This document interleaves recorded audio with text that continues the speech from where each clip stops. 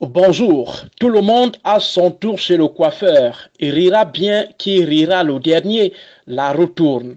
Voilà ce que doivent retenir ceux qui, au nom de leur proximité avec le pouvoir, prennent un bon plaisir devant la répression politique inouïe qui s'abat sur ceux qui osent ne pas être d'accord avec les hégémons.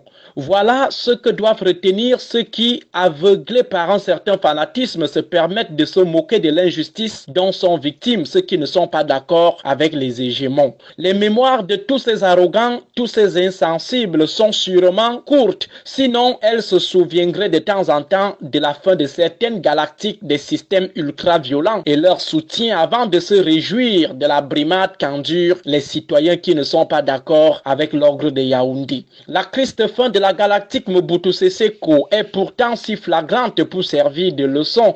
Les déboires de la galactique Ben Ali ne sont pas si loin de nos mémoires. Le malheureux sort subi par les Hosni Moubarak n'est pas si loin de nous.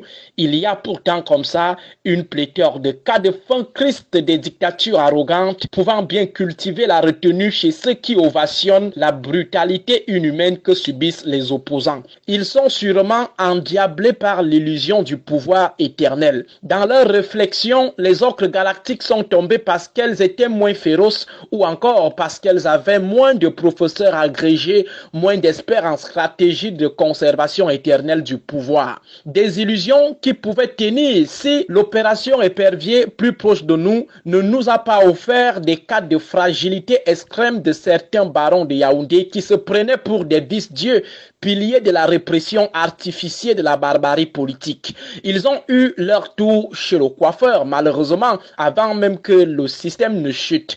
Ils vivent aujourd'hui le sort qu'ils infligeaient aux ocres. Certains ont été pêchés tout transpirant dans de petites cachettes de leur maison. D'autres déguisés en femmes ont été capturés en pleine fuite hors du territoire national. Beaucoup de ces anciens bourreaux n'ont pas attendu que le coq chante 3 fois pour se désolidariser de l'ordre répressif, jetant leur créateur à la vindicte populaire. Arrivés dans les prisons infestes dans lesquelles ils jetaient souvent à cœur joie les opposants, ils sont devenus des prêcheurs de la bonne nouvelle. Ils ont commencé à chercher le chemin de Jésus-Christ, nouant subitement et étrangement une relation très étroite avec la parole de Dieu. D'autres sont devenus des écrivains très prolifiques. Question de nous faire parvenir leurs lamentations via leurs livres et sorties épistolaires. On a vu cet tout-puissant d'hier faire pitié comme les enfants de Soweto. Pourtant, il totalise des états de service assez importants dans la répression et l'arrogance.